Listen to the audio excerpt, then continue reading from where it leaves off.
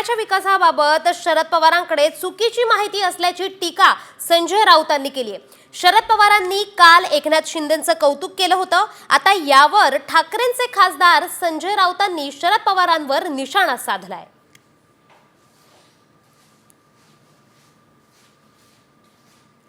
आनंद आहे की आज महाराष्ट्राचं नेतृत्व करायची संधी त्यांना मिळाली आणि नुसतं महाराष्ट्राचं नेतृत्व केलं असं नाही, वेगवेगळ्या क्षेत्रामध्ये महाराष्ट्र पुढं कसं जाईल या प्रकारची काळजी त्यांनी घेतली।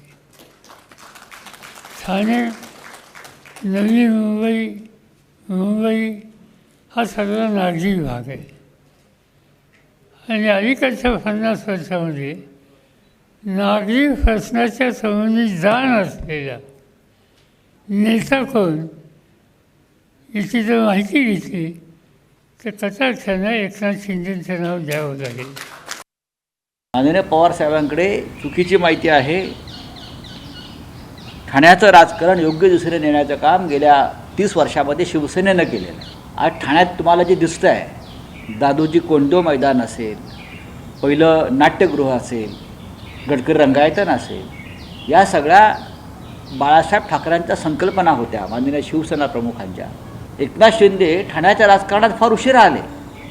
पवार साहेबांना जर माहिती हवी असेल तर आम्ही आमचे कार्यकर्ते ठाण्यातले जे आहेत प्रमुख राजन विचारे ते त्यांना माहिती द्यायला जातील, आम्ही पाठवू सगळ्या फाईल्स घेऊन।